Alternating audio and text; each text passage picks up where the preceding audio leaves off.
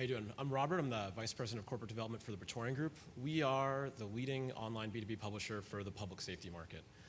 We run a network of websites that serves verticals such as law enforcement, fire rescue, EMS, paramedic, Homeland Security, and corrections. Our model is essentially a mix of ESPN meets CNET for public safety. So on the ESPN side, think rich content, video, articles, expert commentary, tips. And then on the CNET side, think really detailed product research and technical information. The reason we're different as a B2B publisher is that we produce and distribute content that's intended to save lives, both our members and the communities that they're protecting on a daily basis. So a quick story I like to tell kind of along those lines is last fall we received a letter from a sheriff deputy outside of Indianapolis who was in a foot pursuit with a guy who was about to break into a car in a mall parking lot. Chased the guy for about a quarter mile, and the suspect ran up a hill and disappeared over the top. The sheriff's deputy was about halfway up the hill and just stopped. And he remembered an article that he had read out of one of our newsletters that said, "You never follow a suspect in direct line of path if you lose sight of him." Went up the side of the hill, got to the top, and there was a suspect pointing a gun at the exact route where he was going to come over the hill.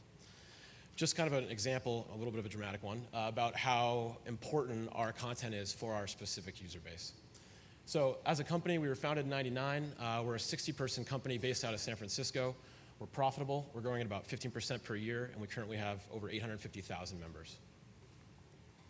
So getting back to the CNET meets ESPN analogy, on the industry side, the industry content side, that ESPN side, the expert columnists are kind of our biggest bread and butter. We have over 150 columnists that write for us on everything from SWAT tactics to wildland fire, best practices, paramedic tips, things like that. We also have tactical tips, videos, career training listings, research topics, and we recently have done a lot more with grant assistance.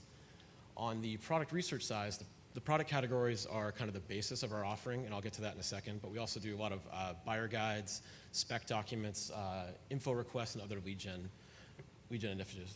With this, kind of our strategic advantage is that we are a thriving online media company based in San Francisco, but we also have 10 years of credibility and experience in public safety. So being able to kind of combine those two things gives us a huge advantage and allows us to produce some really unique resources for both our members and for clients. One of the reasons those resources is successful is the different channels we use. So our newsletters are probably the primary driver of traffic back to our sites. The Police One newsletter itself has 245,000 officers subscribed to it. They get it 3 times a week. We send just over 2 million emails per week to opt-in subscribers across all verticals. Mobile, you've been hearing a lot about. It's no different for us. It's been a huge success so far. We launched iPhone apps about 4 months ago. We've already had 80,000 downloaded. Looking to do Android next. That seems to be a big opportunity. And then lastly, social media. Because of how close-knit our market is, social media has ended up being surprisingly successful. We have over 500,000 Facebook fans so far, which is more than some big players like Rolling Stone magazine or Newsweek. So I mentioned the product category. I just wanted to show you a quick example of what one looks like when we talk about providing value to clients.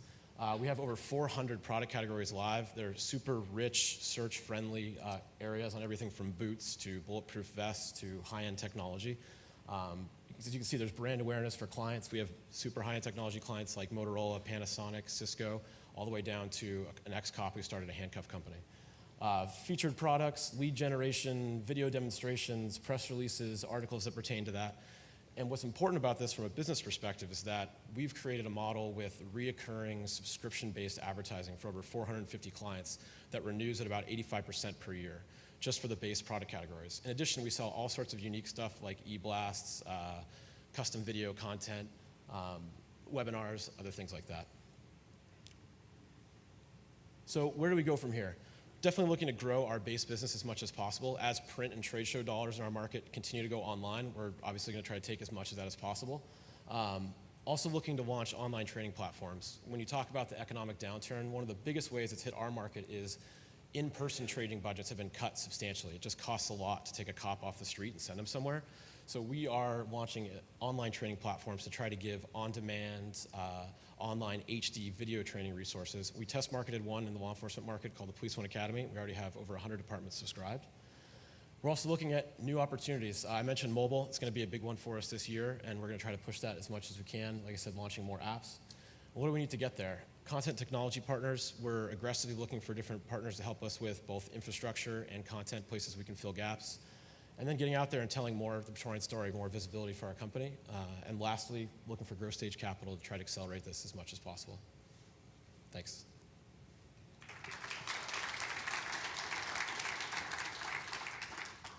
Questions?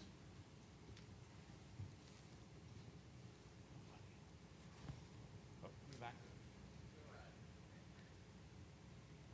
So I used to run some sites a long time ago, like blogs and things like 6, 7 years ago. And one was on cancer and a bunch of different healthcare topics. How do you get around the part where you're kind of giving out medical advice to paramedics and things like that? Because if they Google you instead of calling 911, or if they read something and they try it and you guys are in trouble, like how do you dodge that? I think investors would be curious. A couple different ways. So on the law enforcement side specifically, one of the reasons we're unique from our competitors is that we have a wall, and we actually individually verify every single officer who signs up for our site by calling their department. So that's half of it. We know we're getting the right people. On the content side, we're really aggressive with the people we recruit. These aren't just writers. They're not contract writers. These are the experts that are out there that have been around for 20 years. We also purchased a company called Caliber Press, which is a 30-year-old training company. And my dad was a cop, and he went to it 25 years ago. So we have all the resources from that, as well as the leading industry experts. So combining those two things, we have kind of this behind-the-wall locker room mentality of cops getting information from cops. And we try to replicate that across as many verticals as possible. Sir. Hi. In terms of your revenue model, do you share in any of the revenues derived from product sales, or is it strictly an advertising subscription model? We do not. No, it's strictly advertising. So I mentioned the online training piece, the Police One Academy. That's the first paid model we've had from users in any way. And we charge departments depending on their size and how many officers are going to be using it, so they can track officers' usage and how long they're spending on it. But no, we don't share any revenue with any clients.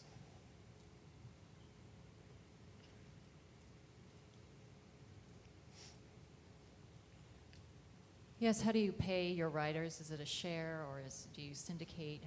It's very unique to each one. So because we are trying to find the best people in specific expertise, like we want a guy who's been a SWAT officer for 25 years, that guy might still be a SWAT officer and is not available to write for me on a daily basis. So we have a stable that write either weekly, quarterly, monthly, whatever they can, and we pay them on a per article basis. We probably have about 30 columnists that we pay reoccurring every month because they have a quota as to how many articles and tips they're producing for us, and we're able to schedule out newsletters and how much content we have on the site based upon those estimates. How well penetrated are you in your addressable market? About 35% so far as members. Like I said, we're about 850,000 users right now. As far as clients, we have a lot of the huge players. I think there's a steady growth of small-time players that are coming in. Like I said, the ex-cop who starts a handcuff company. But where we've really stood apart is with the big folks like Taser, somebody who's a large technology company but specific to our market, as well as folks like Motorola, who are really competing for decision makers at big departments like LAPD that are looking to make a $5 million purchase. We can have a more unique approach to them and a more trackable one as opposed to a print ad or something similar. And users, yeah, like I said, about 35%. Thank you.